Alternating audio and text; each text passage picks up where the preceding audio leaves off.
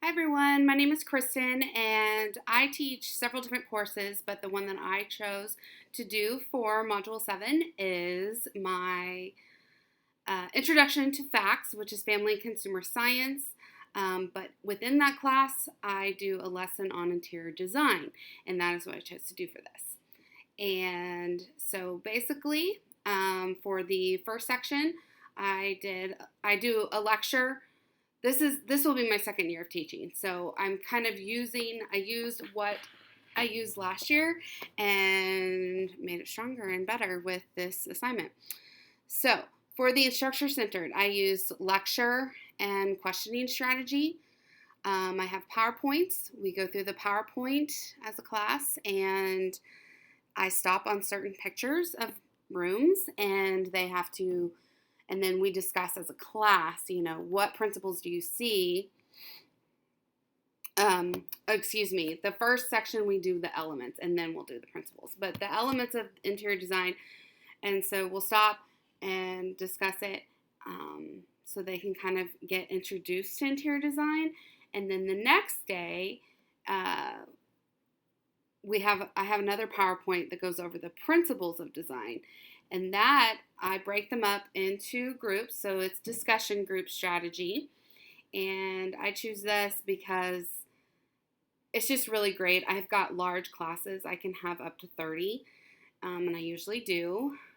And so just to break them up into smaller groups really helps, especially for those ones with anxiety, so they can have an opportunity to discuss and not be super anxious in front of the entire class. So they break into groups, or I break them into groups, 4 to 5 at a table, and they go through that PowerPoint within their group and discuss, kind of do the same thing that we do the first day, but it's more broken down into discussion groups. Then for the individualized section, they have 2 days for this lesson to complete this portion of it, which is they do an independent project and computerized instruction. It's both because each student has their own MacBook at my school, which is great, but also it has its cons. So, but they create their fantasy bedroom, and they have to explain the elements and principles of design that they used in there. And I put my Google link on there to my rubric if anyone's interested. I don't know if anyone else teaches interior design. The very last section was my hardest and most challenging, just because I really wanted to come up with something new and stronger. I've always done Kahoots. My students really love it.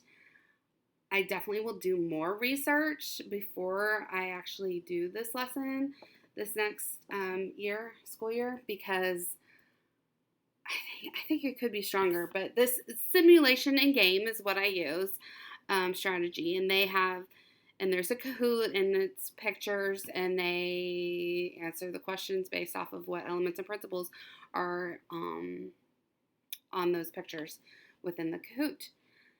But that was definitely my struggle through this assignment, was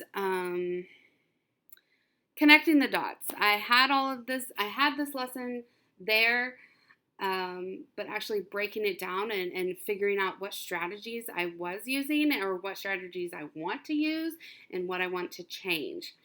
So basically, I'm taking away just more guidance in how to choose an appropriate learning strategy for a lesson to incorporate all 4 areas of the learning zones. So, anyways, thank you.